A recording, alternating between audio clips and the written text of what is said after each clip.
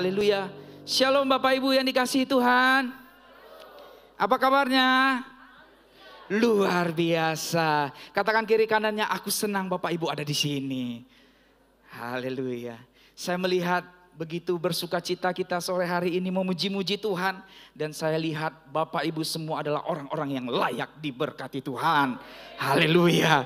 Bapak Ibu, hari ini ada berkat yang spesial. Saya percaya pesan Tuhan ini akan menjadi kekuatan yang meneguhkan setiap kita dan memberkati setiap kita. Siapkan hati kita Bapak Ibu. Sebelum itu saya mau tanya dulu, ya. Apakah ada orang-orang yang ada di ruangan ini yang masih menyimpan kebencian terhadap seseorang? Apakah ada? Jika ada, lambaikan saja tangannya di tempat duduk. Haleluya. Ada? Apakah masih ada orang di tempat ini yang menyimpan kebencian di tempat ini? Enggak ada. Wah, berikan tepuk tangan bagi Tuhan. Haleluya. Ini adalah tanda bahwa jemaat di gereja ini adalah jemaat yang mengasihi jiwa-jiwa. Amin. Ya, enggak ada lagi sakit hati. Enggak ada lagi kebencian.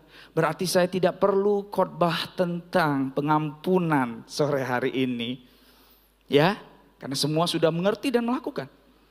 Tapi hari ini saya mau bicara tentang kebencian. Saya beri judul khotbah saya malam hari ini adalah ini. Kebencian yang membawa kemenangan. Wah, seperti apa itu Bapak Ibu? Mari kita buka Alkitab kita. Dalam 2 Samuel 5 ayat 8. 2 Samuel 5 ayat 8. Bapak Ibu sudah dapat? Yang sudah dapat katakan amin. Sekali lagi yang sudah dapat katakan amin. Haleluya. Kita baca 3, 2, iya. Daud telah berkata pada waktu itu, siapa yang hendak memukul kepala orang Yebus, haruslah ia masuk melalui saluran air itu. Hati Daud benci kepada orang-orang timpang dan orang-orang buta. Sebab itu orang berkata, orang-orang buta dan orang-orang timpang tidak boleh masuk bait. Bapak Ibu, dari ayat yang barusan kita baca, kita temui sebuah kalimat yang cukup menarik, yaitu hati Daud benci kepada orang-orang timpang dan orang-orang buta. Pertanyaannya adalah, apakah benar Daud itu benci kepada orang-orang timpang dan orang-orang buta secara fisik? Apakah Daud itu mengajarkan kita setiap umat Kristen yang hidup di zaman ini untuk membenci orang-orang yang memiliki keterbatasan fisik? Apakah benar seperti itu? Tentu tidak Bapak Ibu. Kenapa? Karena dalam kehidupan Daud, Daud itu begitu mengasihi seseorang yang timpang. Anak dari sahabatnya, Mephiboset. Ini. Bahkan Mephiboset itu adalah salah satu orang yang layak makan satu meja dengan Raja Daud. Setiap hari dia boleh makan satu meja dengan Raja Daud. Bagaimanakah Daud dapat membenci orang yang timpang ini? Jadi apa maksud firman Tuhan? Jadi apa maksudnya hati Daud benci kepada orang-orang timpang dan orang-orang buta?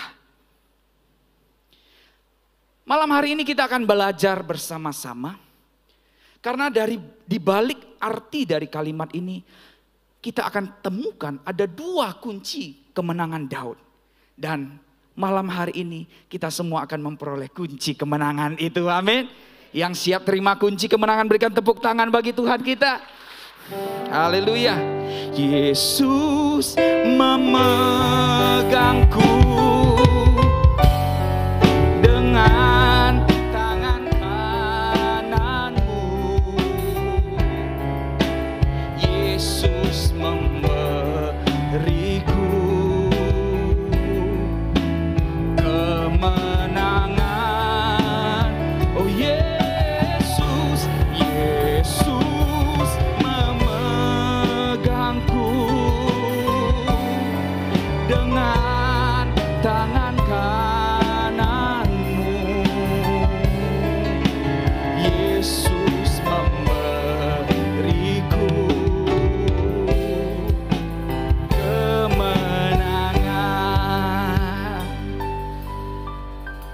Mari kita lihat Bapak Ibu, kebencian seperti apa yang bisa membawa kemenangan itu. Dari kalimat hati Daud benci kepada orang-orang timpang, kita akan temukan kunci kemenangan itu. Yang pertama coba kita lihat di dalam 2 Samuel 5 ayat 6 sampai 7. Bapak Ibu perhatikan, saya akan bacakan. Lalu raja dengan orang-orangnya pergi ke Yerusalem, menyerang orang Yebus, penduduk negeri itu. Mereka itu berkata kepada Daud, engkau tidak sanggup masuk kemari. Orang-orang buta dan orang-orang timpang akan mengenyahkan engkau.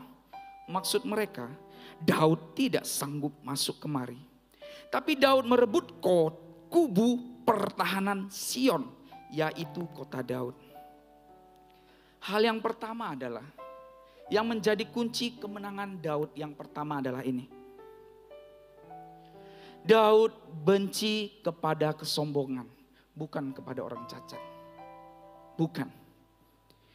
Dari ayat yang barusan kita baca, kita dapati bahwa orang Yebus begitu menunjukkan sikap yang begitu sombong. Saya yakin orang Yebus pasti tahu siapa itu Daud. Orang Yebus pasti tahu sepak terjangnya Raja Daud. Raja Daud adalah seorang pahlawan gagah perkasa dari Israel. Dia berhasil mengalahkan Goliat, kesatria Filistin. Wow.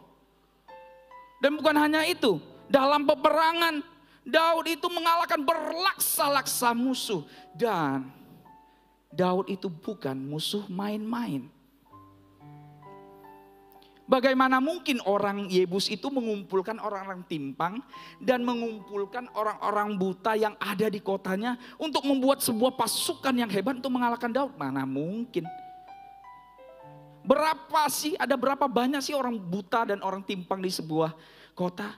Gak bisa. Jelas sekali kalimat ini adalah kalimat yang mengejek Daud. Daud, engkau tidak akan bisa ke sini, gak bisa. Engkau kecil Daud. Kecil tuh. Gak ada apa-apanya kau Daud. Gak ada. Orang buta aja bisa melawan engkau. Maksudnya apa? Udahlah tutup mata aja lah kami lawan kau Daud. Gak ada apa-apanya. Ya. Udah kayak orang timpang lah aku melawan engkau. Purlah satu kaki. Kalau main sepak bola dia gak usah pakai 2 kaki. Dia 1 kaki aja. Gitu. Jelas sekali ini mengejek Daud. Dia mengecilkan Daud. Tentunya orang Yebus bukan gak ada alasan untuk ngomong ini. Bukan gak ada alasan. Kalau kita lihat, kenapa orang Yebus berani ngomong gitu sama Daud? Padahal Daud itu gagah perkasa. Karena kalau ditinjau dari segi medan pertempuran, orang Yebus menang telak. Kenapa? Karena orang Yebus berada di atas. Kan di Sion. Sion itu bukit, dataran tinggi. Dataran tinggi. Dan sangat mudah untuk menyerang orang yang ada di bawah. Belum lagi ditambah mereka sudah punya kubu-kubu pertahanan. Belum lagi mereka sudah punya tembok-tembok pertahanan. Daud bawa apa? Pasukan kecil. Jadi karena itu mereka dengan yakin menyombongkan dirinya dan mengatakan Daud itu kecil. Hari-hari ini mari kita cek pribadi kita. Apakah kita memiliki sifat yang sama dengan orang Yebus? Suka mengecilkan orang, ya, menganggap diri paling hebat. Dan kita merasa punya sesuatu yang hebat, kubu pertahanan. Entah itu abang kita yang banyak uangnya. Entah itu orang tua kita yang hebat. Entah itu suami kita yang jago cari uang. Dan itu yang bisa kita sombongkan. Apakah ada di tempat ini seperti itu? Saya rasa kalau ditanya lagi pasti gak ada yang angkat tangan. Karena sombong itu gak terasa Bapak Ibu. Gak terasa, kita gak akan tahu kita itu sombong. Kalau belum orang lain yang ngomong ke kita. Benar gak? Benar Bapak Ibu? Jangan tegang kali lah Bapak Ibu. Haleluya. Suatu kali saya ada di sebuah kelas bersama teman-teman saya dulu, ya. Kami ada di sebuah kelas, kami sedang mempelajari sebuah materi. Dan kebetulan guru ini berasal dari Amerika Serikat dan dia mengajar cukup bagus. Dia ngajar cukup bagus, lalu di akhir sesi mata pelajarannya, dia tanya, apakah ada yang mau menanyakan sesuatu? Ada yang mau memberi pertanyaan? Lalu saya angkat tangan saya, Bapak Ibu. Tiba-tiba teman saya yang di samping colek saya. Kamu mau nanya apa? Kamu nanya apa? Tanya aku aja. Aku bisa jawab kok. Gitu. Ya. Saya dalam hati tersentak. Kok gitu? Karena apa? Karena saya tahu pertanyaan yang saya mau nanya itu bukan tentang materi pelajaran. Tapi yang saya mau tanya adalah pribadi guru itu sendiri. Misalnya gini. Pak, Bapak satu hari baca buku berapa jam? Gitu. Mungkin gak teman saya yang di samping bisa menjawab itu? Gak mungkin kan? Jadi saya belajar sesuatu dari pengalaman ini. Jangan sok tahu. Ya. Orang yang sok tahu itu adalah orang sombong. Merasa dirinya hebat.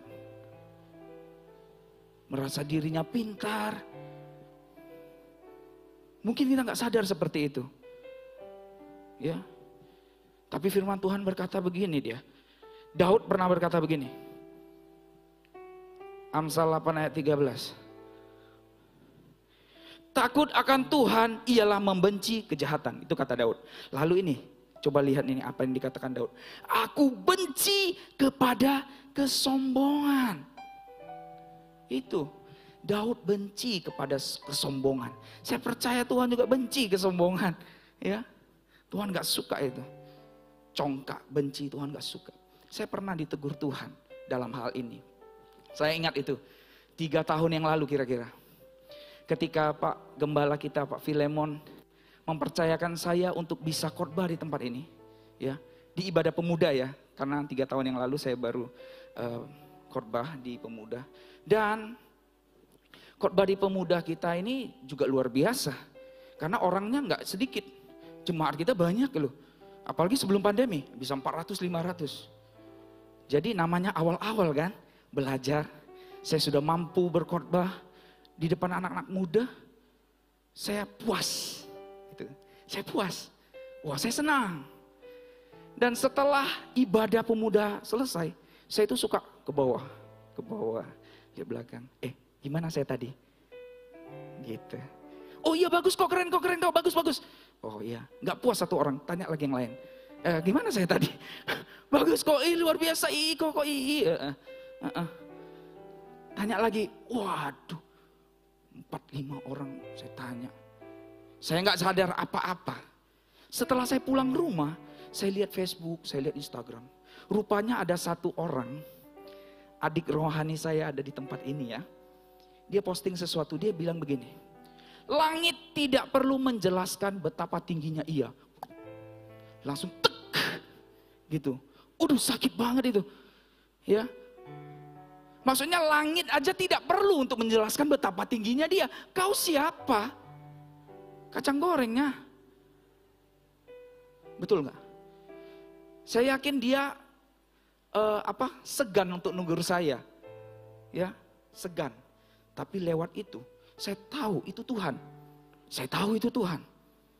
Ya. Saya responi itu. Jadi kesombongan itu tidak terasa Bapak Ibu. Nggak terasa, aku nggak sombong. Iya kata kau. Iya kan? Nggak terasa. Kesombongan itu nggak ada di luar. Di luar banyak. Banyak memang. Tapi di dalam sini juga ada. Di dalam gereja pun ada. Kenapa? Buktinya saya tadi begitu. Jadi hari ini kalau kita mau melihat kemenangan di dalam kehidupan kita, peperangan apapun itu di dalam rumah tangga, pergumulan, tantangan, peperangan di dalam pekerjaan, usaha dan lain sebagainya. Ya. Satu hal, kunci kemenangan Daud itu adalah apa? Jangan sombong. Katakan kiri kanan, jangan sombong ya Bu, jangan sombong ya Bapak. Ya, Itu kunci kemenangan pertama. Apa sih yang mau disombongkan? Iya kan? Kalau Tuhan itu mau ngangkat gampang sekali, mau turunkan juga gampang sekali. Semudah membalikkan telapak tangan loh. Amin Bapak Ibu. Yang mengerti berikan tepuk tangan yang meriah bagi Tuhan. Haleluya. Kunci kemenangan Daud yang pertama adalah jangan sombong. Yang kedua, yang terakhir. Wow, puji Tuhan, yang terakhir ya. Kita lihat 2 Samuel 5 ayat 8. Kita baca bersama-sama ya Bapak Ibu. 3-2 ya. Daud telah berkata pada waktu itu, siapa yang hendak memukul kepala orang Yebus, haruslah ia masuk melalui saluran air itu. Nah, kunci kemenangan Daud yang kedua adalah Daud benci kotoran. Bapak Ibu, kita baca tadi dikatakan, siapa yang mau mengalahkan Yebus harus masuk melalui saluran air ini. Saya percaya saluran air ini bukanlah saluran air bersih, tapi saluran air ini adalah saluran air kotor. Kenapa? Karena dalam 2 Samuel 20 ayat 20 itu mencatat bahwa Yerusalem itu menerima air. Jadi pada zaman Hizkia lah saluran air itu bisa disuplai ke semua kota Yerusalem saat itu. Jadi sistem itu terbangun ketika di zaman Hizkia gitu loh. Dan kita lihat juga ya dalam King James Version di ayat ini. Kita lihat ya sedikit bahasa Inggris. And David said, on that day, whosoever get up the gather. Nah, dalam kata ini, King James Version, gather itu kalau kita search di Google artinya adalah selokan, parit, gorong-gorong. Ya, kenapa? Karena itulah Daud itu benci dengan ini, kotoran. Daud benci harus masuk ke gorong-gorong. Daud benci harus masuk ke paret. Dia nggak suka, dia jijik. Makanya dia perintahkan ke pasukannya.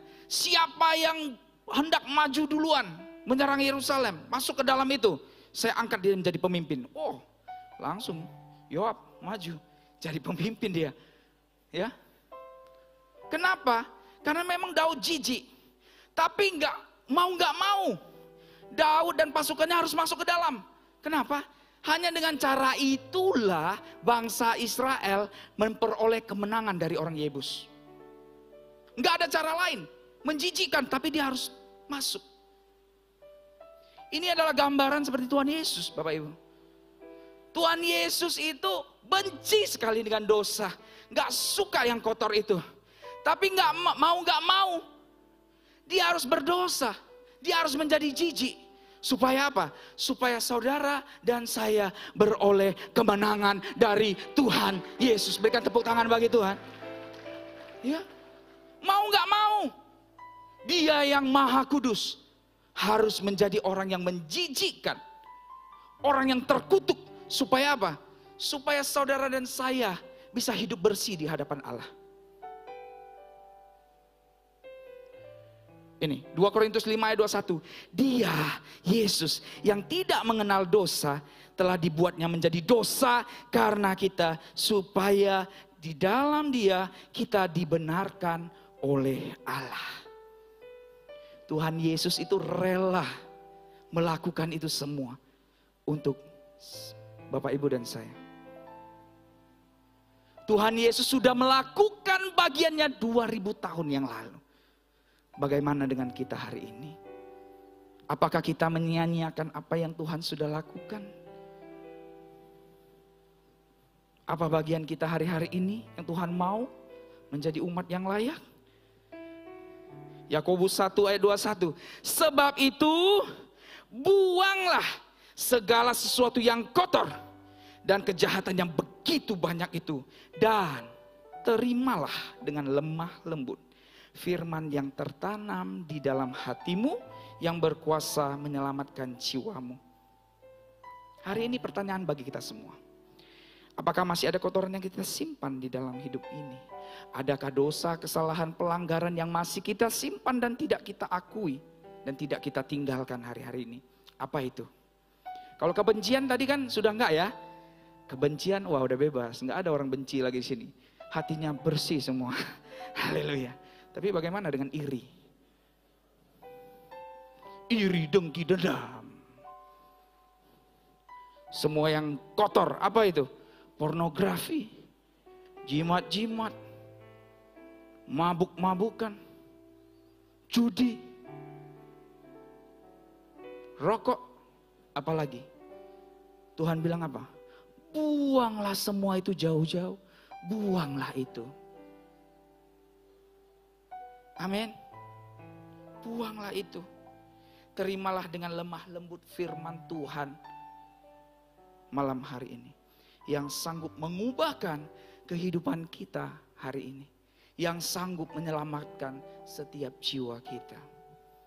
Amin Bapak Ibu. Yang mengerti berikan tepuk tangan bagi Tuhan. Haleluya. Hari ini saya mau ingatkan kita dua hal ini. Peperangan apapun yang terjadi di dalam hidup kita hari-hari ini. Entah di dalam keluarga, pekerjaan rumah tangga, studi kita. Apapun pergumulannya, apapun peperangannya, peganglah dua hal ini. Ini adalah kunci kemenangan yang kita dapat dari perikop ini. Dan saya percaya kalau Bapak Ibu, kita semua mau lakukan itu. Maka perkenanan seperti Daud turun atas kita. Maka kemenangan seperti Daud Tuhan nyatakan atas kehidupan kita. Amin Bapak Ibu. Yang siap mari kita sama-sama bangkit berdiri. Haleluya.